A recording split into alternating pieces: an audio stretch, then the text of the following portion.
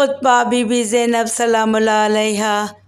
عصمت سے بنا ہے میرے شبیر کا پیکر، تو نار ہے وہ نور کی تنویر کا پیکر، تخریب تیرا عزم و تعمیر کا پیکر، تو نجس سراپا ہے وہ تطہیر کا پیکر۔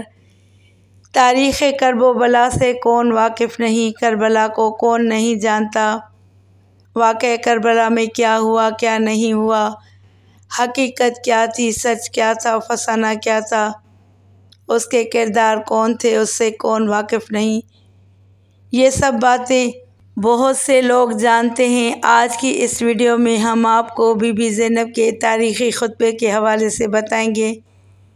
یزید کی محفل میں حضرت زینب سلام اللہ علیہا کی نظر اپنے بھائی امام حسین علیہ السلام کے خون آلود سر پر پڑی تو آپ نے جو غمناک آواز میں فریاد کی اس کے بارے میں بتائیں گے۔ آپ نے ایسی غمناک آواز میں فریاد کی جس سے سب لوگوں کے دل دہل گئے۔ اے حسین، اے محبوب رسول خدا، اے مکہ و منا کے بیٹے، اے فاطمہ زہرا سیدۃ النساء العالمین کے بیٹے، اے محمد مصطفیٰ کی بیٹی کے بیٹے۔ راوی اس واقعے کو نقل کرتے ہوئے کہتا ہے، خدا کی قسم، حضرت زینب کی اس آواز سے وہ تمام لوگ رونے لگے جو یزید کے دربار میں بیٹھے ہوئے تھے، اور یزید اس طرح خاموش بیٹھا ہوا تھا جس طرح اس کو سانپ سونگھ گیا ہو۔ یزید نے خضران کی لکڑی لانے کا حکم دیا، پھر یزید نے اس لکڑی کو امام حسین علیہ السلام کے لبوں اور دانتوں پر لگایا۔ ابو برزہ اسلمی جو کہ رسول خدا صلی اللہ علیہ وآلہ وسلم کے صحابی تھے اور وہاں پر موجود تھے، نے یزید کو مخاطب کر کے کہا، اے یزید، کیا تو اس چھڑی سے حسین فرزند فاطمہ کے دندان مبارک پر مار رہا ہے؟ میں نے اپنی آنکھوں سے دیکھا ہے کہ پیغمبر اکرم صلی اللہ علیہ وآلہ وسلم حسین اور ان کے بھائی حسن علیہ السلام کے لبوں اور دندان مبارک کو بوسہ دیتے تھے اور فرماتے تھے، تم دونوں جوانان جنت کے سردار ہو، جو تمہیں قتل کرے خدا اس کو قتل کرے اور اس پر لعنت کرے اور اس کے لیے جہنم کو آمادہ کرے، اور وہ بہت خراب جگہ ہے۔ یزید غصے میں چیخنے لگا اور حکم دیا کہ صحابی رسول کو باہر نکال دو۔ یزید اپنے غرور میں مست تھا اور سمجھ رہا تھا کہ کربلا میں کامیاب ہو گیا ہے، اور ان اشعار کو بلند آواز سے پڑھ رہا تھا جو اس کے اور آل امیہ کے دین مبین اسلام پر ایمان نہ رکھنے کی زندہ دلیل ہے۔ کاش کہ میرے وہ بزرگ جو جنگ بدر میں قتل کر دیے گئے تھے وہ آج ہوتے اور دیکھتے کہ کس طرح قبیلہ خزرج نیزہ مارنے کی بجائے گریہ و زاری میں مشغول ہیں۔ اس وقت وہ خوشی میں فریاد کرتے اور کہتے، اے یزید، تیرے ہاتھ شل نہ ہوں، میں خدف کی اولاد میں سے نہیں ہوں جو احمد رسول خدا صلی اللہ علیہ وآلہ وسلم کی اولاد سے انتقام نہ لوں۔ یہاں پر علی کی شیر دل بیٹی زینب کبریٰ کھڑی ہو گئی اور بہترین خطبہ ارشاد فرمایا، سب تعریفیں اس خدا کے لیے ہیں جو کائنات کا پروردگار ہے، اور خدا کی رحمتیں نازل ہوں پیغمبر اکرم صلی اللہ علیہ وآلہ وسلم پر اور ان کی پاکیزہ عطرت و اہل بیت علیہ السلام پر۔ اما بعد، بالآخر ان لوگوں کا انجام برا ہے جنہوں نے اپنے دامن حیات کو برائیوں کی سیاہی سے داغدار کر کے اپنے خدا کی آیات کی تکذیب کی اور آیات پروردگار کا مذاق اڑایا۔ اے یزید، کیا تو سمجھتا ہے کہ تو نے ہم پر زمین کے گوشے اور آسمان کے کنارے تنگ کر دیے ہیں، اور آل رسول کو رسیوں اور زنجیروں میں جکڑ کر در بدر پھرانے سے تو خدا کی بارگاہ میں سرفراز ہوا اور ہم رسوا ہوئے ہیں؟ کیا تیرے خیال میں ہم مظلوم ہو کر ذلیل ہو گئے اور تو ظالم بن کر سر بلند ہوا ہے؟ کیا تو سمجھتا ہے کہ ہم پر ظلم کر کے خدا کی بارگاہ میں تجھے شان و مقام حاصل ہو گیا ہے؟ آج تو اپنی ظاہری فتح کی خوشی میں سرمست ہے، مسرت اور شادمانی سے سرشار ہو کر اپنے غالب ہونے پر اترا رہا ہے، اور خلافت کے ہمارے مسلمہ حقوق کو غصب کر کے خوشی و سرور کا جشن منانے میں مشغول ہے۔ اپنی غلط سوچ پر مغرور نہ ہو اور ہوش کے سانس لے۔ کیا تو نے خدا کا یہ فرمان بھلا دیا ہے کہ حق کا انکار کرنے والے یہ خیال نہ کریں کہ ہم نے انہیں جو مہلت دی ہے وہ ان کے لیے بہتر ہے، بلکہ ہم نے انہیں اس لیے ڈھیل دے رکھی ہے کہ جی بھر کر اپنے گناہوں میں اضافہ کر لیں، اور ان کے لیے خوفناک عذاب معین کیا جا چکا ہے۔ اے تلقا کے بیٹے، آزاد کردہ غلاموں کی اولاد، کیا یہ تیرا انصاف ہے کہ تو نے اپنی مستورات اور لونڈیوں کو چادر اور چار دیواری کا تحفظ فراہم کر کے پردے میں بٹھا رکھا ہے، جبکہ رسول زادیوں کو سر برہنہ در بدر پھرا رہا ہے؟ تو نے مخدرات عصمت کی چادریں لوٹ لیں اور ان کی بے حرمتی کا مرتکب ہوا۔ تیرے حکم پر اشقیاء نے رسول زادیوں کو بے نقاب کر کے شہر بشہر پھرایا۔ تیرے حکم پر دشمنان خدا اہل بیت رسول کی پاک دامن مستورات کو ننگے سر لوگوں کے ہجوم میں لے آئے، اور لوگ رسول زادیوں کے کھلے سر دیکھ کر ان کا مذاق اڑا رہے ہیں، اور دور و نزدیک کے رہنے والے سب لوگ ان کی طرف نظریں اٹھا اٹھا کر دیکھ رہے ہیں۔ ہر شریف و کمینے کی نگاہیں ان پاک بیویوں کے ننگے سروں پر جمی ہیں۔ آج رسول زادیوں کے ساتھ ہمدردی کرنے والا کوئی نہیں ہے۔ آج ان قیدی مستورات کے ساتھ ان کے مرد موجود نہیں ہیں جو ان کی سرپرستی کریں۔ آج آل محمد کا معین و مددگار کوئی نہیں ہے۔ اس شخص سے بھلائی کی کیا توقع ہو سکتی ہے جس کی ماں یزید کی دادی نے پاکیزہ لوگوں کے جگر کو چبایا ہو، اور اس شخص سے انصاف کی کیا امید ہو سکتی ہے جس نے شہیدوں کا خون پی رکھا ہو؟ وہ شخص کس طرح ہم اہل بیت علیہ السلام پر مظالم ڈھانے میں کمی کر سکتا ہے جو بغض و عداوت اور کینے سے بھرے ہوئے دل کے ساتھ ہمیں دیکھتا ہے؟ اے یزید، کیا تجھے شرم نہیں آتی کہ تو اتنے بڑے جرم کا ارتکاب کرنے اور اتنے بڑے گناہ کو انجام دینے کے باوجود فخر و مباحات کرتا ہوا یہ کہہ رہا ہے کہ آج اگر میرے اجداد موجود ہوتے تو ان کے دل باغ باغ ہو جاتے اور مجھے دعائیں دیتے ہوئے کہتے کہ اے یزید تیرے ہاتھ شل نہ ہوں۔ اے یزید، کیا تجھے حیا نہیں آتی کہ تو جوانان جنت کے سردار حسین ابن علی علیہ السلام کے دندان مبارک پر چھڑی مار کر بے ادبی کر رہا ہے؟ اے یزید، تو کیوں خوش نہ ہو اور فخر و مباحات کے قصیدے نہ پڑھے کیونکہ تو نے اپنے ظلم و استبداد کے ذریعے فرزند رسول خدا اور عبد المطلب کے خاندانی ستاروں کا خون بہا کر ہمارے دلوں کے زخموں کو گہرا کر دیا ہے، اور شجرہ طیبہ کی جڑیں کاٹنے کے گراؤنے جرم کا مرتکب ہوا ہے۔ تو نے اولاد رسول کے خون میں اپنے ہاتھ رنگین کیے ہیں۔ تو نے عبد المطلب کے خاندان کے ان نوجوانوں کو تہہ تہہ کیا ہے جن کی عظمت و کردار کے درخشندہ ستارے زمین کے گوشے گوشے کو منور کیے ہوئے ہیں۔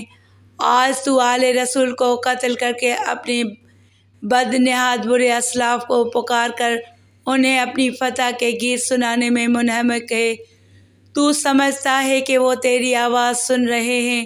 جلدی نہ کر، عن قریب تو بھی اپنے ان کافر بزرگوں کے ساتھ جا ملے گا، اور اس وقت اپنی گفتار و کردار پر پشیماں ہو کر یہ آرزو کرے گا کہ کاش میرے ہاتھ شل ہو جاتے اور میری زبان بولنے سے عاجز ہوتی اور میں نے جو کچھ کیا اور کہا اس سے باز رہتا۔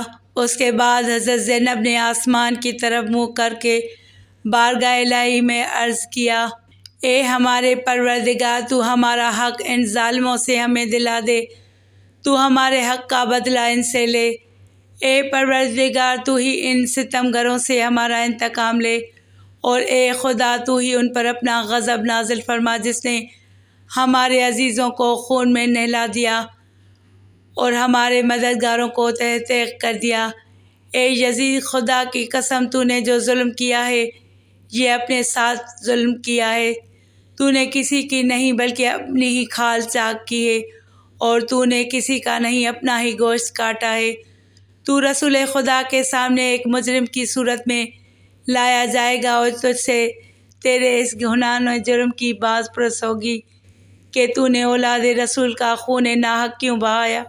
اور رسول زادیوں کو کیوں در بدر پھرایا، نیز رسول کے جگر پاروں کے ساتھ ظلم کیوں روا رکھا۔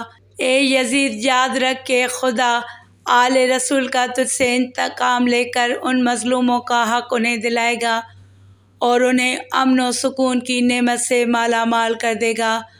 خدا کا فرمان ہے کہ تم گمان نہ کرو کہ جو لوگ راہ خدا میں مارے گئے وہ مر چکے ہیں، بلکہ وہ ہمیشہ کی زندگی پا گئے اور بارگاہ الہی سے روزی پا رہے ہیں۔ اے یزید، یاد رکھ کہ تو نے جو ظلم آل محمد پر ڈھائے ہیں اس پر رسول خدا عدالت الہی میں تیرے خلاف شکایت کریں گے اور جبرائیل امین آل رسول کی گواہی دیں گے۔